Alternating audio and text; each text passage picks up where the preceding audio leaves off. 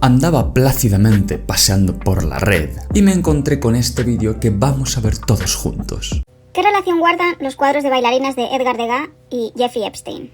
Pues una relación muy turbia.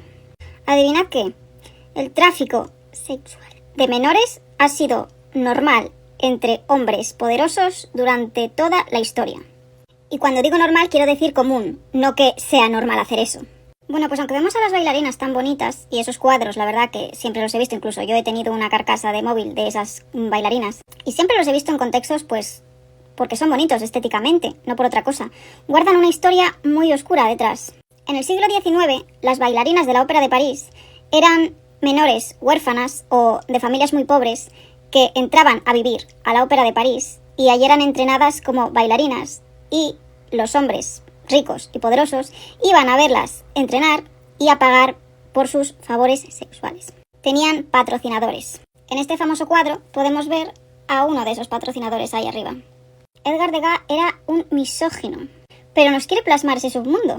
A estas niñas las llamaban las Petit Rats, que eran pequeñas ratitas o pequeñas monas, y no en el sentido de mona de qué guapa, en el sentido de animales.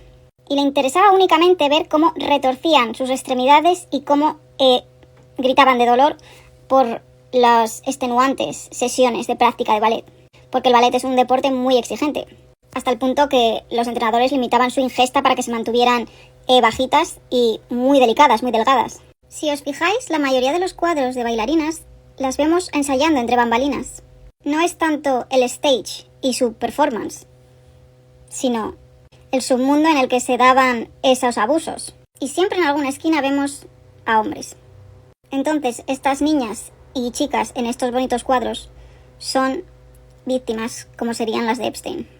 Es el mecanismo de coger a niñas huérfanas o niñas de familias empobrecidas, llevarlas a vivir a un determinado lugar en el que pueden ser explotadas física y sexualmente, para el uso y disfrute de hombres ricos y hombres poderosos que pagan por ello.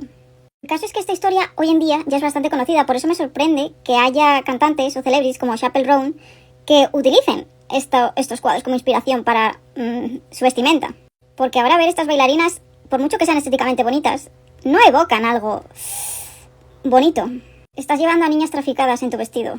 Bueno, Edgar Degas era tan misógino que una de las teorías principales sobre quién era Jack el Destripador es que era él, que vivía en París y en aquel entonces se podía tomar un ferry hasta Londres. Y él tenía conocimiento de la anatomía femenina porque pasó muchas horas pintando niñas, dibujando a estas chicas, a las que también les pagaba poquito para que posaran durante horas y horas y horas. Se hizo muy famosa esta escultura, que es la pequeña bailarina de 14 años, que hay 28 réplicas alrededor del mundo. Yo vi la que estaba en el Museo d'Orsay. Esta niña se llamaba Mary von Goethe, no sé si lo estoy pronunciando bien. El caso es que es muy triste porque hay pocos documentos públicos sobre ella y los que hay son de una detención que le hicieron con 16 años a ella y a su hermana por robar comida. Y el caso es que tanto ella como su hermana se dedicaban a la prostitución. Y su hermana le llevaba 1 año o 2. Es decir, estas niñas, una vez que pasaban la edad de ser bailarinas, volvían exactamente a la misma precariedad de la que habían salido. Y a partir de ahí no se sabe más de esta chica. De cuántas víctimas nunca sabremos nada y en cambio están en museos en cuadros preciosos. ¿Cuánto dolor habrá ahí, en un lienzo, y del que nunca seremos conscientes? También he visto especulación de que la última víctima de Jack el Destripador nunca fue identificada totalmente y que quizás era esta niña porque las edades cuadran, pero me parece un poco más complicado.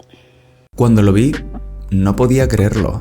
Pensaba que era de broma. Existen 2 factores manifiestos en este vídeo que son el principal motivo y resultado de la decadencia occidental en la filosofía, en el análisis de la historia, el respeto a la cultura, las artes y las figuras que han significado algo, el relativismo moral y el presentismo. El relativismo moral es una postura filosófica que niega la existencia de verdades absolutas o universales, sosteniendo que el conocimiento, la moral y los valores son subjetivos y dependen del contexto cultural, histórico o individual. Afirma que ninguna visión es superior a otra, influyendo en áreas como ética, ética, la cultura y la cognición. Esta postura solo vale como transacción o intercambiador, puesto que por sí misma no asienta nada. Su único objetivo es demoler lo anterior. Destruye una serie de certezas para instaurar otras moralmente más pulcras, a menudo porque atiende a víctimas históricas. Se entiende en esta labor restitutiva la virtud. Degas era un maestro artista del siglo XIX-XX. Lo quitamos. Degas era un misógino sádico que pintaba niñas abusadas y de las que él, por esta práctica, abusaba en cierta medida. ¿Por qué? Porque es hombre, porque es blanco, por fascista o por privilegiado. La finalidad de este discurso no es ampliar, sino reemplazar, pues la emocionalidad del juicio suplanta cualquier otro aspecto personal que pueda reflejar su figura histórica. El pintor ya no es una figura de virtud que implica algo bueno, sino una mala persona que supeditaba sus dones a lo macabro. Debemos de construirnos y reemplazar su figura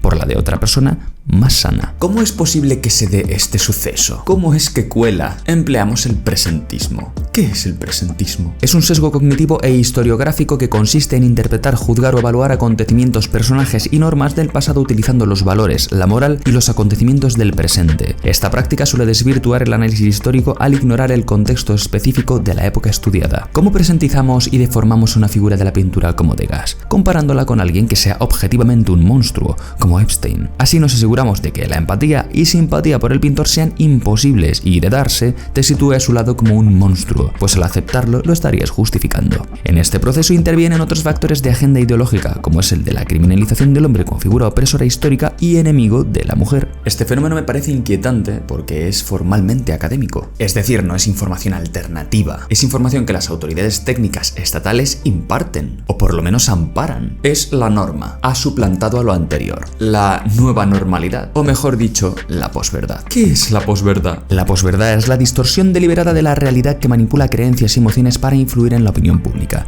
dando más importancia a los sentimientos que a los hechos objetivos. Este fenómeno actual, potenciado por redes sociales y la política, se caracteriza por ignorar datos veraces en favor de narrativas emocionales, siendo común en campañas políticas el auge de noticias falsas y el rechazo a consensos científicos. La historia del arte, su análisis y figuras, los contextos, la valoración de la propia imagen como artesanía o arte, todo eso es muy difícil. Desde hace más de 100 años se ha hecho mucho esfuerzo y se han demolido las artes en base a la inclusión de conceptos aberrantes, ideologías falsarias, filosofías disruptoras, personajes patéticos. Se ha convertido a las artes en un nido desprestigioso de vagos, de mentirosos, de torpes, de personas falsas, deshonestas, de tramposos, que quieren enmascarar su incapacidad con ocurrencias, de personas que se venden por dinero. Todo esto, por supuesto, amparado por un velo de intelecto y de gustos supremos. Todo esto se llama deconstrucción, pieza muy importante para poder relativizar luego con el arte y poder reconfigurarlo al antojo individualista de cada uno y poder hacer el caos, convertirlo en un arma o en un factor de refuerzo para la ideología e interés personal de cada uno. Esto es muy triste, pero a nadie le importa, porque con la llegada de la IA y la suplantación de la máquina a la persona, estos problemas supuestamente deberían desaparecer, ¿no? Bueno, pues al contrario, porque la inteligencia artificial no suplanta a estas personas del urinario, del plátano o de la mierda, suplanta a los artesanos. Los artistas modernos o contemporáneos no se ven solo impunes, sino que salen reforzados porque les eliminan la competencia. La IA puede robar imágenes y suplantar a la gente que las haga, pero no puede sustituir performance, instalaciones o cosas que son objetos.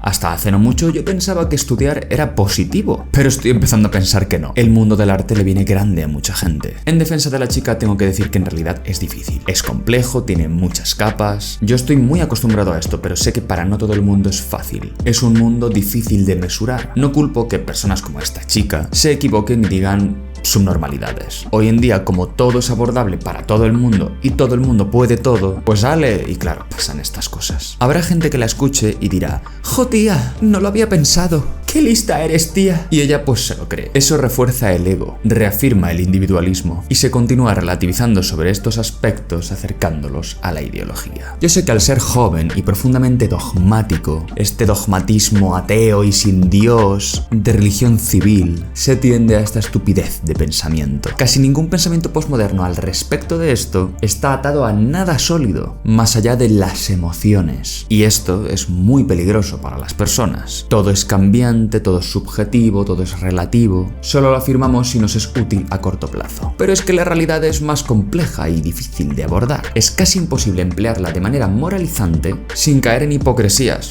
o en frivolidades. En su caso se notan las intenciones. La chavala quería hacer un triple salto mortal y usar la notoriedad del caso Epstein para colar sus ideas, que son pura propaganda y prejuicios, intentando correlacionar a figuras que aparentemente no tienen nada que ver, en plan curiosidad. ¿Sabías que Degas es primo de Freezer? Las usa únicamente para hacer vídeos, banaliza con ellas. Ya no lleva las carcasas del móvil con los cuadros de Degas, porque ha despertado y se ha concienciado. Pequeños gestos estéticos que no cambian nada. El cambio es relativo, depende de si me es cómodo o me interesa. Mantener una filosofía al respecto es imposible, solo se puede fingir. Y las redes son perfectas para eso. Como esto es solo para lucirse, lo desplaza a alguien que no le importa, como Epstein, y aprovecha para tirarle mierda a un autor que, ¡oh sorpresa!, era un hombre, era heterosexual, era blanco, era rico. Bueno, rico. Aquí se atribuye riqueza cuando nos conviene. Era rico porque es un autor históricamente popular, ¿verdad? Esa es la sensación que da. Pero no hace falta más que una búsqueda en Google, 2 clics para comprobar cómo funciona la realidad. Lo que se está intentando decir en este vídeo, para empezar, es mentira. Es fruto de confusión y de una narrativa fantasiosa. Se tergiversa el funcionamiento del mundo para conectar ideas que no tienen conexión. Y eso se llama manipular. Lo hagas desde la indigencia mental o desde la convicción. La intención de hacer un triple salto mortal y conectar el sórdido mundo del París nocturno con los excesos de la clase política multimillonaria de Estados Unidos era el objetivo, como si tuvieran algo que ver. Para ello vamos a ver quién era Edgar y vamos a revisar otros autores y el contexto en el que pudieran vivir. Empezamos con Degas. Al terminar la guerra en 1872, Degas decide establecerse en Nueva Orleans, Luisiana, donde vivían varios de sus familiares, incluyendo a su hermano René. Durante varios años vivió en casa de un tío criollo en la avenida Esplanade. Durante esos años en Nueva Orleans, Degas produjo varias obras, algunas de retratos familiares. Una de ellas, una oficina en la lonja de algodón de Nueva Orleans, llamó la atención en Francia. Fue la única de sus obras comprada por un museo durante su vida. Degas regresó a París en 1873 y su padre falleció al año siguiente. Fue entonces cuando el pintor descubrió que su hermano René había acumulado una enorme cantidad de deudas de negocios.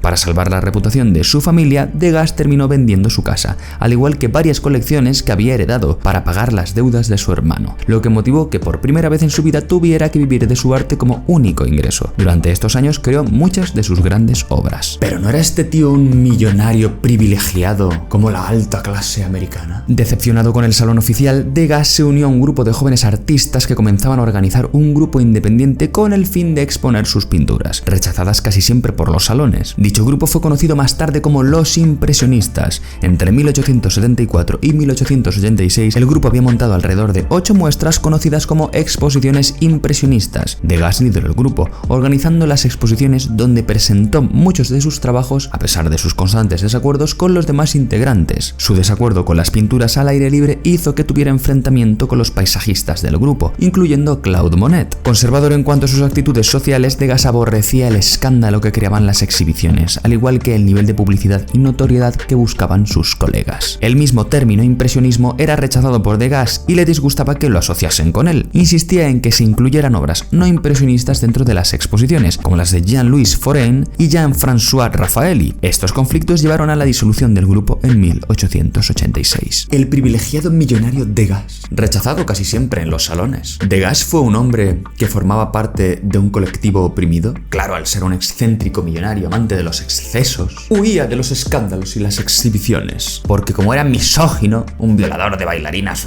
pues claro, no quería dar la nota y quería ocultarse pasando desapercibido. El ultraderecha de Degas versus Monet, que era feminista y progresista. Conforme pasaban los años, Degas comenzó a aislarse, siendo fiel a su creencia de que un pintor no debería tener vida personal. La controversia del caso Dreyfus llevó el lado antisemita de Degas al extremo de romper toda conexión con sus amigos judíos. Estas creencias e ideales conservadores llevaron a Degas a vivir un tanto aislado de la sociedad. Si un pintor no debía tener vida personal, significaba que debía ser transparente, ¿no? Por otro lado, ¿Cómo que el lado antisemita? ¿Era pro-Palestina, Edgar Degas? Estoy seguro de que es eso lo que lo conecta con Epstein. Degas se centró en sus obras en pastel hacia 1907 y se cree que se dedicó principalmente a sus esculturas hasta finales de 1910. Su carrera artística terminó prácticamente en 1912, cuando deja de trabajar y es obligado a mudarse debido a la demolición de su residencia en Víctor Masse. Debido a su aislamiento social, Degas nunca estuvo casado y vivió las últimas décadas de su vida solo, casi ciego debido a la enfermedad ocular que se le había desarrollado a través de los años, paseando solitario por las calles de París hasta su muerte en septiembre de 1917. ¡El privilegiado! Claro, era un misógino. ¿Cómo iba a casarse? Ninguna mujer libre lo iba a querer. Pero un momento, ¿no era en aquel tiempo que las mujeres no eran libres y tenían que obedecer al hombre? No sé, qué complicado. Digno final para un tipo que era como Epstein y se lo merecía. Enfermo, solo y seguramente arruinado. La empatía y tal y todo eso que se promulga en la psicología, eso ya lo dejamos para otro día. Él no se la ha ganado porque es un inmoral. Voy a dar mi opinión de Degas, pintor que por cierto no se encuentra entre mis favoritos. A ver qué opináis. Es posible que Degas hubiera encontrado en la brutalidad del mundo infantil del siglo XX algo asombroso. Su convergencia con el disciplinado y cruel mundo del ballet fue un motivo de representación e incluso de salvación trágica a través de la delicadeza de una danza armoniosa y profunda, ejercida por personas tan pequeñas y fuertes, amenazadas a su vez por un mundo depredador que subyugaba esa magnificencia a la complacencia de inmorales bajos instintos. Esas niñas capaces de soportar tanto dolor por tantos sitios distintos, tan inocentes y puras, expresando tanta belleza, deseadas por individuos oscuros y tenebrosos. Esa expresión de fuerza y de tenacidad a través de lo hermoso, de resistencia ante la adversidad, es un acto heroico, manifestado por los individuos menos capacitados para la heroicidad, como las niñas o las adolescentes, a las que se supone indefensas. Y ese acto de supervivencia estoica es hermoso, digno de ser representado con vigor en obras de arte. Es bello y el contraste con la tiniebla lo convierte en algo asombroso. Por la disciplina de una técnica exigente como el ballet y tratando de huir de esa situación tan sórdida, es posible que Degas contemplase ese crisol tan amargo y contrastado y le pareciera inquietante, digno de representación, para inmortalizarlo como un momento asombroso de la historia del que estaba siendo partícipe. ¿Sabes por qué digo yo esto? Porque yo no soy un gran artista trascendental como él, pero soy alguien creativo y en cierto modo observo como él. Además, en muchos aspectos sí que me puedo parecer a Degas, reservado, solitario, crítico, y puedo entender lo complicado que puede ser para una persona reservada y estricta, con una filosofía y una visión duras sobre algo, y que los demás no te comprendan. Cómo comunicarte, cómo expresar, o qué hacer ante situaciones que te rebasan, de las que no tienes el control, y que quizás solo puedes manifestar a través de la sensibilidad, como por ejemplo la pintura. Esto se llama empatía, algo que al contrario de lo que se cree, no es accesible para todo el mundo. Yo creo que todo esto, esta muchacha y mucha gente como ella, no lo puede entender, o peor aún, no lo quiere entender. Así que elegimos pensar que en vez de ser una persona sensible, testigo de un mundo complejo, puede ser que fuera un rico misógino facha blanco como Epstein. Y a la mierda, me dan mis likes, me dan mis visitas y siguiente vídeo. Pero, ¿y cómo demostramos de manera total y definitiva que esta chica se equivoca? Hay otra obra de Degas que se llama Interior, o también es llamada La violación. Y en un análisis cuentan lo siguiente. No puede dejar de sorprenderme la elegancia con la que Degas disfraza una denuncia de género, una pintura costumbrista que refleja los usos de la época, que necesariamente implica una relación vertical de la figura masculina hacia la experiencia de la feminidad. El manejo de la luz es asertivo y da a conocer una cara de la realidad que nadie quiere mostrar. Es crudo, es acusatorio, es una delación sutil pero efectiva. El cuadro manifiesta un clima de época que no se quiere ver, una furia contenida que se devela por partes, por soplos cansados de una minoría socavada desde el interior. ¿Ahora qué? Degas era un misógino, o una persona que a través de sus pinturas quizá pudiera estar denunciando abusos o complejidades propias de una época complicada en la que él también vivía. ¿Era Degas un aliado feminista? Y la tipa está aquí cagándose en sus muertos, cuando se supone que sería miembro de su ideología. Nada tiene sentido. Estas construcciones falsas se llaman relatos. Yo, por ejemplo, no soy un experto en la obra de Degas, pero soy curioso, y estas cosas se descubren con 2 clics en Google. Están al acceso hasta del más tonto y del más inútil. ¿De verdad expertos profesionales con capacidad de crítica y autoridad tienen permiso para cometer estos fallos? Y por supuesto no solo salir impunes, sino reforzados como chicas muy listas. En contextos similares y más explícitos se movían otros pintores como Lautrec. Lautrec era un enano francés blanco y heterosexual. ¡Ugh! Y tiene cuadros que van de esto que se comenta. Uno de ellos muy popular va de cómo las cabareteras y bailarinas, que también eran prostitutas, se sometían a exámenes médicos para cuidar su salud. Caravaggio, por ejemplo, pintaba putas en burdeles. Utilizó a una prostituta popular como modelo para la Virgen en La muerte de la Virgen, un acto sorprendentemente feminista. Posiblemente hubiera tenido relaciones con alguna joven y hermosa menor de edad, pues antes no existían normas sociales ni morales como las de ahora. Si hubiera sido yo un artista en el siglo XVII y hubiera tenido que aprender a pintar a la mujer desnuda, no podría hacer como ahora, que hay internet, o pago una modelo que haga integral para pintarla con propósitos artísticos. Me tenía que ir a un prostíbulo, me gustase o no, y pintaba a quien anduviera por allí, arriesgándome a que un tío me diera una puñalada o a que una mujer infectada de sífilis me diera un beso porque le parezco guapo y quiere compensarme por haberla pintado tan delicadamente. Imagínate haberle dicho a Caravaggio que como no podía pintar a la mujer desnuda porque eso no es feminista y es muy retrógrado, porque invade la privacidad de gente que no se sabe si está ahí por su voluntad o no, pues que se hubiera dedicado a otra cosa. Si no puedes abrir un negocio porque no es rentable, pues no lo abras. Caravaggio, hijo de puta, haberte dedicado a ser pastor, maltratador. Si él hubiera hecho eso, ¿de qué iban a hablar chicas como esta? Si Degas hubiera seguido siendo soldado porque estuvo en la guerra el hombre, privilegio del que ella no goza, ¿de qué maravillosas obras de arte iba a hablar? ¿Qué portadas para el móvil iba a tener? Si vamos más atrás, podemos pensar en Da Vinci. ¿Sabíais que Da Vinci diseccionó cadáveres humanos? Iba a hospitales o morgues y allí podía conseguir miembros y cuerpos para ilustrar las disecciones. ¿Tenía el permiso de los familiares? Aunque no hay pruebas, dicen que pagó a terceros para conseguir ciertos cadáveres. ¿Es lícito hacer esto por el arte o por la investigación? Si esta chica hiciera un análisis de Da Vinci, como autor diría que era un rico ladrón, un monstruo, un caníbal o que incluso se aprovechaba sexualmente de los cadáveres. ¿Cómo creéis que se hacían los dibujos de embarazadas y de fetos en el vientre antes que las radiografías? Dibujos que luego han servido para curar o tratar problemas referentes al parto o al aparato reproductor femenino, diseccionando cuerpos muertos, a menudo robados. Quien castigaba esta labor científica o artística era la Iglesia, sustituida ahora por estas ideologías posmodernas. Dentro de un aspecto técnico, hasta el análisis superficial de la obra que hace la muchacha está mal. No es tanto el stage y su performance, y todas las obras son el stage y su performance desde un punto de vista costumbrista. Ves los comentarios de su canal y la gente, ¡wow! ¡Increíble! Es verdad, qué malo era el tío. Ahora bien, lo que sí es cierto es que el mundo antes era duro y cruel, pero juzgarlo con las normas del presente es estúpido. Ya hablé de este cuadro de Da Vinci, La Dama del Armiño. La muchacha era una amante del duque y ella aquí tenía 17 años. Y ya por entonces era su amante favorita. Antes la gente tenía hijos con 15 años y se morían con 30 o con 40. Los hombres iban a la guerra o morían de enfermedad siendo niños. Estoy seguro de que si le hubieras preguntado a una de esas bailarinas y le dijeras, ¿prefieres estar aquí mientras te pinta Edgar y luego te manosea un viejo? ¿O prefieres estar desatascando una cloaca contagiándote de tifus y luego morir en un callejón infestado de ratas donde vives en una colonia de niños? Para calentarse en aquella época la gente tenía chimeneas y su uso podía generar tapones. Los niños más pequeños eran los más útiles como desollinadores, siendo los que se enviaban a las chimeneas más angostas y los huecos más complicados. Como eran tan pequeños, también eran muy torpes y débiles, y muchas veces quedaban atrapados, encajados, y morían asfixiados por el polvo, siendo solo posible desatascar la chimenea cuando el niño empezaba a descomponerse. Algunos incluso eran quemados vivos y se quedaban atrapados porque la piel se le fundía y se les pegaba a las paredes de la chimenea, abrasados en el escape. En la obra de Joseph Christian Leyendecker, autor que por cierto era LGBT,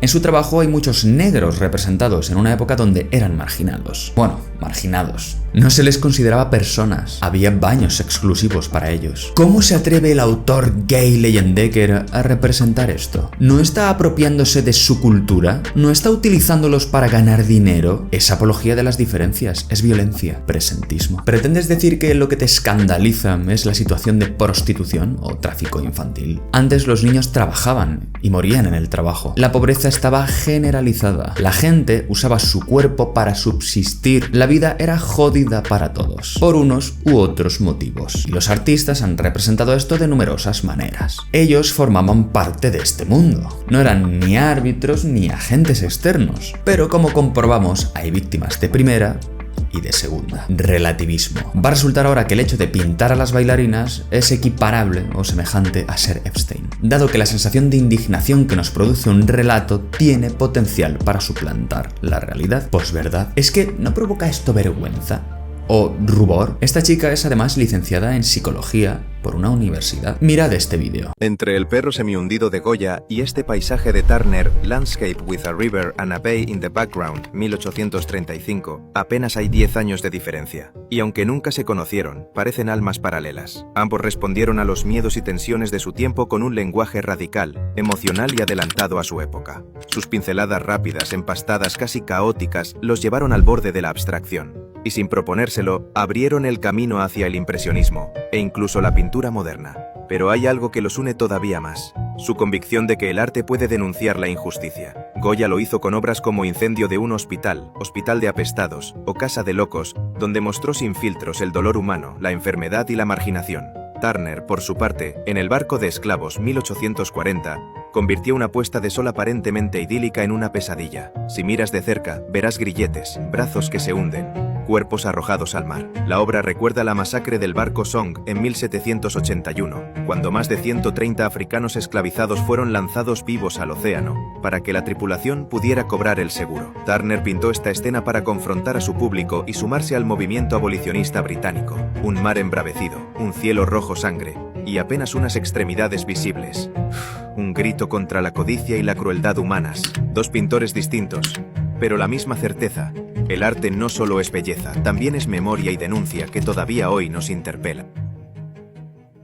Pero claro, Turner era un hombre, y los hombres son malos. Además era inglés, y los ingleses son conocidos por su racismo y genocidios cometidos en la India, en China, en África. ¿Estaba el xenófobo inglés de Turner instrumentalizando el sufrimiento y muerte de personas racializadas para crear arte? Ahora vamos a hacerlo con una tía. ¿Estaba Frida Kahlo romantizando el trastorno y la conducta victimista? ¿Estaba promocionando a través de su arte la autolesión y la vida subordinada de una mujer? Habría que eliminar o quitar su trabajo de los museos y los libros de historia, porque no podemos permitir que chicas jóvenes adopten ese mensaje como positivo. ¿Ves qué fácil? Solo hace falta o mala intención o estupidez, o quizá un poco de las dos. Lo primero es la intención de criminalizar al hombre blanco heterosexual. El arte ha sido profundamente ideologizado. No es que el arte transmita ideas o sirva para denunciar, no. Ha sido reconvertido en una herramienta de propaganda vulgar. La frivolidad es muy importante en este aspecto. Frivolizar es, por ejemplo, lo que hace la muchacha en su vídeo. Yo misma he tenido carcasas porque son bonitas, y ahora me siento ultrajada porque se me ha revelado la verdad. Eso es para la gente la obra de arte. Una imagen de consumo, una postura, una pose. Un artículo fashion para hacerte ver como alguien distinguido. Y como ya no te gusta, pues lo insultas o lo tiras, como hacen los niños pequeños. Intentando centrar en los hombres como identidad este asunto, imagina que lo centramos en otro sujeto como Epstein.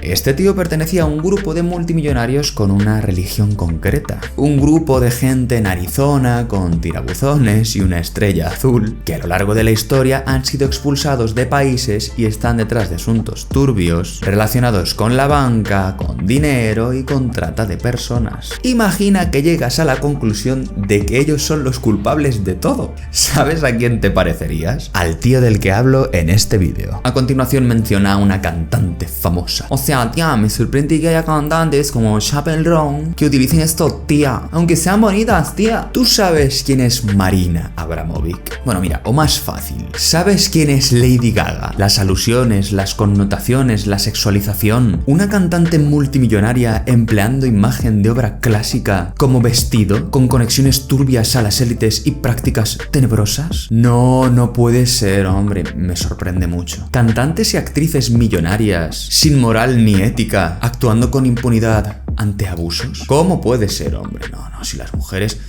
son buenas. Hacer esas cosas malas, pues es típico de hombres, claro. Qué raro. ¿Cómo una mujer haría algo así? ¿Cómo vamos a ser iguales? Cuando escribí este guión y preparé este vídeo, me volvió a salir otro en TikTok muy parecido. Vamos a verlo.